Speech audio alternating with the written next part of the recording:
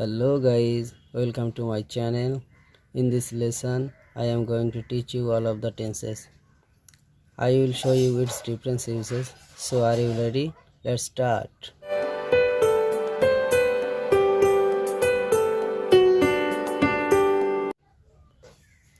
So guys, আজকে আমরা নতুন একটা টপিক নিয়ে হাজির হলাম। আজকের টপিক হচ্ছে আমাদের টেন্স বা কাল।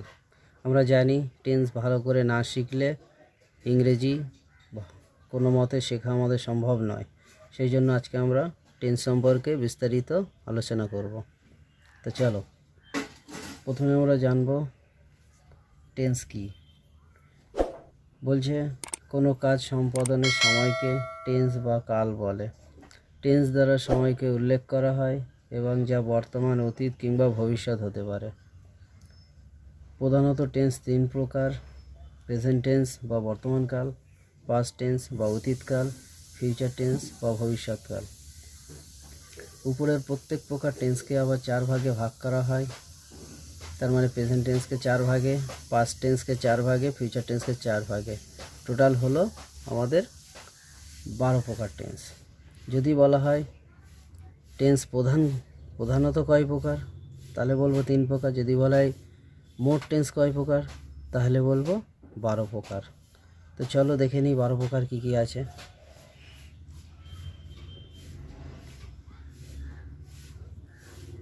এবার দেখব প্রথমে প্রেজেন্টের চারটে: প্রেজেন্ট ইনডিফিনাইট টেন্স বা simple present tense, present continuous tense বা present progressive tense, present perfect tense, present perfect continuous tense. পাস্টের চারটে দেখি কী কী আছে। পাস্ট ইনডিফিনাইট টেন্স বা simple past tense, past continuous tense বা past progressive tense, past perfect tense, past perfect continuous tense. এইবার দেখব ফিউচার। ফিউচার ইনডিফিনাইট টেন্স বা simple future tense, future continuous tense বা future progressive tense, future perfect tense, future perfect continuous tense. তো guys, এবার আমরা এই প্রেজেন্টের এই চারটে নিয়ে আমরা আলোচনা করব। তো প্রথমে আমাদের প্রেজেন্ট ইনডিফিনাইট টেন্স বা সিম্পল প্রেজেন্ট টেন্স। আমাদের 3টে পার্টে টেন্স আমরা আলোচনা করব। যেমন প্রথমে চেনার নিয়ম, তারপর ফর্মুলা, তারপর নোট। বলছে এই টেন্সের বাংলা ক্রিয়ার শেষে কোনো কিছু যুক্ত থাকে না। বাংলা ক্রিয়াগুলি হলো করি, করো, করে, পড়ি, পড়ো, পড়ে, দেখি, দেখো, দেখে ইত্যাদি। এর ফর্মুলাটা কি? Subject plus V1 plus S/ES plus object. নোটসটা কি আছে? বলছে সাবজেক্ট একবচন হলে ভার্বের সাথে S/ES যুক্ত হবে এবং সাবজেক্ট বহুবচন IU হলে ভার্বের সাথে S/ES যুক্ত হবে না। একবচন মানে আমরা জানি যে জিনিস একটা বোঝায়, বহুবচন মানে আমরা জানি একের বেশি যেটা বোঝায়, আর তার সঙ্গে IU এক্সেপশনাল। অনেকে মনে করতে পারে যে I তো একবচন, ইউ মানে তুমি, এটাও তো একবচন। এটা একবচন হলেও ইউটা অলওয়েজ আমরা প্লুরাল ধরব। I আর ইউ এক্সেপশনাল, এটা যদি সাবজেক্টে থাকে তাহলে S/ES হবে না। ঠিক আছে গাইস? তারপর দেখে নিই যদি S/ES হয়, কখন S/ES হবে, কখন ES হবে।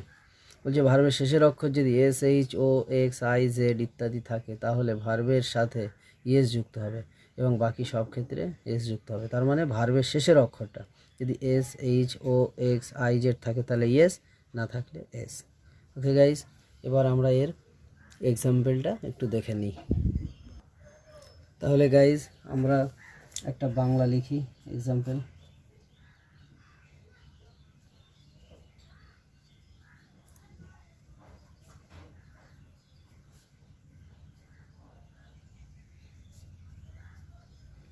আমার মা ভাত রান্না করে। আমরা চেনার নিয়মে পড়েছি যে এই টেন্সের বাংলা ক্রিয়া শেষে কোনো কিছু যুক্ত থাকে না। যদি বলো বাংলার ক্রিয়া কি করে চিনব, যেটা বাংলার ক্রিয়া সেটা ইংলিশে বলা হয় ভার্ব। আমরা বাংলা বাক্যের শেষে যেটা পাবো সেটা হচ্ছে ক্রিয়া বা ভার্ব। তাহলে আমার মা ভাত রান্না করে, তাহলে এটা হচ্ছে ভার্ব বা ক্রিয়া। সাবজেক্ট কি করে পাবো? এই ভার্বের কাজটা যে করবে সেই হলো সাবজেক্ট। আমার মা রান্না করে, তাহলে এটা হলো সাবজেক্ট। আর ভার্বকে কী বা কাকে দিয়ে প্রশ্ন করলে যেটা পাবো রান্না করে, কি রান্না করে, ভাত, তাহলে এটা হলো অবজেক্ট। তাহলে গাইজ আমরা ভার্ব বা ক্রিয়া বুঝতে পারলাম যে বাংলা বাক্যের শেষে থাকবে। এই ভার্বের কাজ যে করবে সে হলো সাবজেক্ট, আর অবজেক্ট হলো কী বা কাকে দিয়ে প্রশ্ন করলে যেটা থাকবে সেটা হলো অবজেক্ট। এটা আমরা ইংলিশে ট্রান্সলেশন করি। প্রথমে ফর্মুলা আছে, আমরা দেখে নিই। সাবজেক্ট, তাহলে সাবজেক্ট হচ্ছে আমার মা, লিখলাম মাই মাদার। তারপর হচ্ছে V1, এখানে ভার্ব হচ্ছে রান্না করে, রান্না করা ইংলিশ হচ্ছে কুক। তারপরে এস বাই এস হবে কি না দেখি। আমরা জানি এক বচন হলে এস বাই এস হয়, আমার মা এক বচন, আই মিন সিঙ্গুলার, তাহলে এখানে অবশ্যই এস হবে। আর শেষের অক্ষরটা বলেছি SHOXIZ থাকলে ইয়েস হবে, কিন্তু কে আছে তাহলে এস হবে। তাহলে এখানে অবজেক্ট ভাত, লিখব রাইস। তাহলে রাইস আমরা এটা শিখে নিলাম কীভাবে। আর একটা এক্সাম্পল দেখি।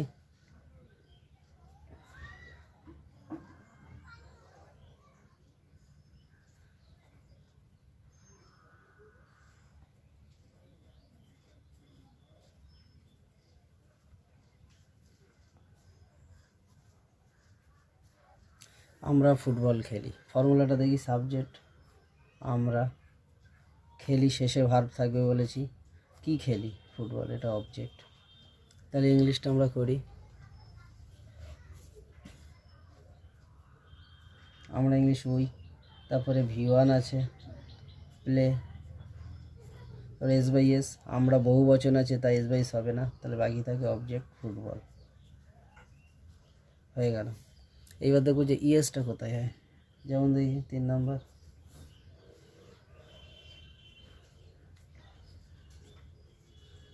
সে স্কুলে যায়, তাহলে এটা হচ্ছে ভার্ব, এটা হচ্ছে সাবজেক্ট, এখানে অবজেক্ট নেই। কি যাই পাচ্ছি না, কাকে যাই পাচ্ছি না, তাহলে কোনো অবজেক্ট নেই, এটা হচ্ছে এক্সট্রা। তাহলে দেখে নেবো হি আছে, তারপরে V1 হচ্ছে যাই গো, তারপর যেহেতু এক বচন আছে এস বাইস অবশ্যই হবে, তাহলে শেষে ও যেহেতু আছে তাহলে ইয়েস হবে। তারপরে টু স্কুল। তাহলে প্রেজেন্ট ইনডিফিনাইট টেন্স এর এক্সাম্পল আমরা দেখে নিলাম। তো গাইজ এবার আমরা দেখব প্রেজেন্ট কন্টিনিউয়াস টেন্স বা প্রেজেন্ট প্রোগ্রেসিভ টেন্স। চেনার নিয়ম বলছে এই টেন্সের বাংলা ক্রিয়ার শেষে তেছি, তেছো, তেছেন যুক্ত থাকে। Formula subject plus am is are plus V1 plus ING plus object. Note দেখে নেবো, কারণ এখানে অ্যামিজার তিনটে তো একসাথে হয় না, দেখি কখন হয়। সাবজেক্ট যদি আই হয় তাহলে এম বসবে, সাবজেক্ট যদি এক বচন হয় তাহলে ইজ বসবে, সাবজেক্ট যদি বহু বচন ইউ হয় তাহলে আর বসবে। তাহলে এই চেনানিটা বুঝতে হবে যে তেছি, তেছো, তেছে, তেছেন যুক্ত থাকবে। ওকে, তো এক্সাম্পলের মাধ্যমে দেখে নেওয়া যাক। তো গাইজ আমরা প্রেজেন্ট কন্টিনিউয়াস টেন্সের একটা বাংলা লিখি। আমি মাছ ধরিতেছি। ফর্মুলা অনুযায়ী আমরা করি। সাবজেক্ট প্রথমে, এটা সাবজেক্ট, ভার্ব বলেছি শেষে থাকবে, কি ধরি মাছ, এটা অবজেক্ট। কি বা আর কাকে দিয়ে প্রশ্ন করব, কাকে, ভার্বকে।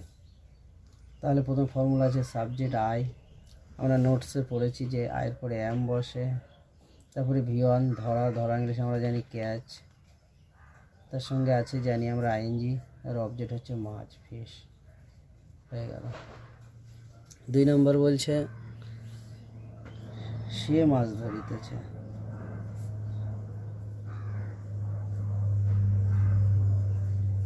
জানি এটা ভার্ব, এটা অবজেক্ট, আর এটা হলো সাবজেক্ট। হি বা সিও বসাতে পারি, যেহেতু এক বছর এটা ইজ হলো। V1 আমরা জানি ক্যাচ, তার সঙ্গে আইএনজি, অবজেক্ট হলো ফিশ, হলো। এবার দেখি আর কোথায় ব্যবহার হচ্ছে।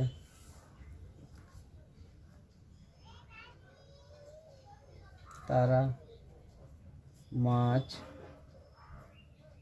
ধরিতেছে, জানি এটা ভার্ব, এটা অবজেক্ট, এটা সাবজেক্ট।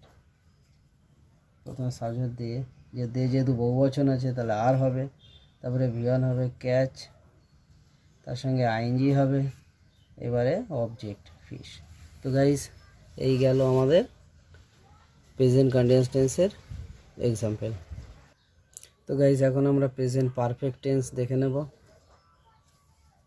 চেনার নিয়ম বলছে এই টেন্সের বাংলা ক্রিয়ার শেষে আছি, আছো, আছে, আছেন যুক্ত থাকে। ফর্মুলা সাবজেক্ট হ্যাভ বা has V3 object. Note subject যদি একবচন হয় তাহলে হ্যাজ বসবে, সাবজেক্ট যদি বহুবচন আইউ হয় তাহলে হ্যাভ বসবে।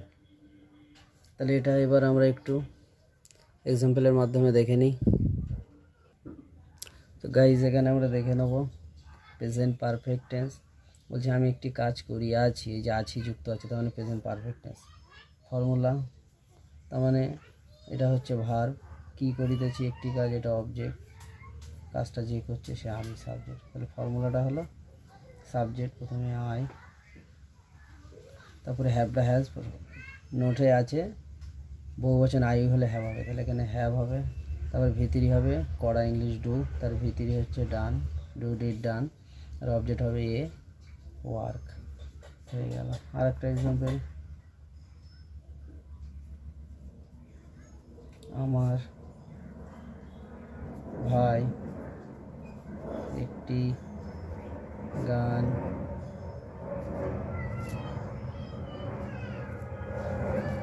শুনিয়াছে। আমার ভাই সাবজেক্ট, একটি গান অবজেক্ট, শুনিয়াছে ভার্ব। প্রথমে সাবজেক্ট,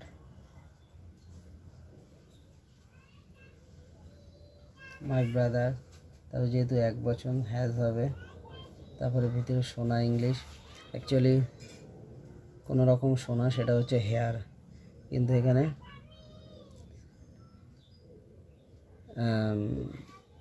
নিজের থেকে শুনছে তাহলে লিসেন হবে, LISTEN, যেহেতু ভিতরে হবে লিসেন্ট, একটি গান, এ সং।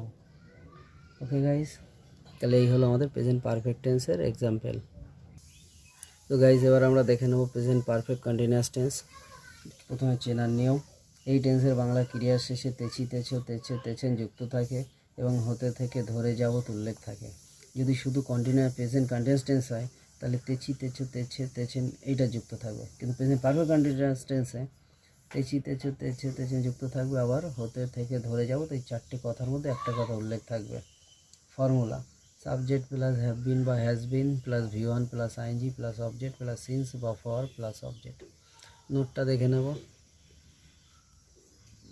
সাবজেক্ট যদি এক বচন হয় তাহলে হ্যাজ বিন বসে, সাবজেক্ট যদি বহু বচন আইউ হয় তাহলে হ্যাভ বিন বসে, আর হতে থেকে থাকলে সিন্স বসে, আর ধরে যাবো তাহলে ফর বসে। এবার এটা আমরা এক্সাম্পলের মাধ্যমে একটু দেখে নিই। তো গাইজ দেখি, বলছে আমি 2 ঘন্টা ধরে একটি বই পড়িতেছি, এখানে তেছি যুক্ত আছে আর এখানে ধরে আছে, এই দুটো সিম্বল দেখে আমরা বুঝতে পারছি এটা প্রেজেন্ট পারফেক্ট কন্টিনিউয়াস টেন্স। তাহলে আমি সাবজেক্ট, পড়িতেছি ভার্ব, কি পড়িতেছি একটি বই, অবজেক্ট, এটা দ্বিতীয় অবজেক্ট,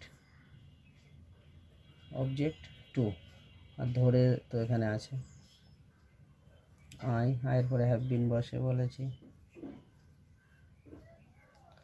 তারপরে পড়া, ইংলিশ রিড, তার সঙ্গে আইএনজি, আর অবজেক্ট এ বুক, যেহেতু ধরে আছে তাহলে ফর হবে, 2 ঘন্টা 2 আওয়ার্স। পরেরটা লিখি, সে সকাল থেকে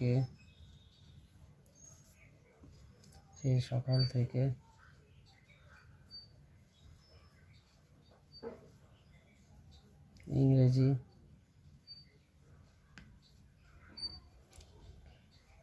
শিখিতেছে। তাহলে যে তেছে আছে আর থেকে আছে, এই দুটো জিনিস দেখে আমরা বুঝতে পারবো এটা প্রেজেন্ট পারফেক্ট কন্টিনিউয়াস টেন্স। শেষে ভার্ব থাকবে বলেছি, শিখিতেছে, কি শিখিতেছে, অবজেক্ট, কে শেখার কাজটা কে করছে সে, এটা সাবজেক্ট, আর সকাল হচ্ছে অবজেক্ট টু।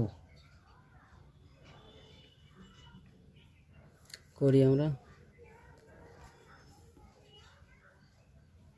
হি যেহেতু হি একবচন আছে হ্যাজ বিন হবে। শেখা ইংলিশ, লার্নিং আইএনজি তার সাথে। যদি নিজে শিখি তাহলে লার্ন, লার্ন মানে শেখা। যদি নিজে কাউকে শেখাই তাহলে টিচ হবে। সেই জন্য টিচার থেকে টিচ, যে শেখায় তাকে টিচার বলা হয়। হি হ্যাজ বিন লার্নিং ইংরেজি। কোনো ল্যাঙ্গুয়েজের ক্ষেত্রে প্রথম অক্ষরটা বড় হাতের হয়। ইংলিশ থেকে আছে, সিন্স অবজেক্ট হলো মর্নিং। তো গাইজ আজকে আমরা প্রেজেন্ট টেন্সের 4টে টেন্স শিখলাম। নেক্সট আমরা পাস্ট টেন্স শিখব। এটা হলো পার্ট 1। তো পার্ট 2 পেতে চ্যানেলটি সাবস্ক্রাইব করো। Thank you for watching, thank you for listening. পরের ভিডিও নিয়ে আবার দেখা হবে। Till then, good bye.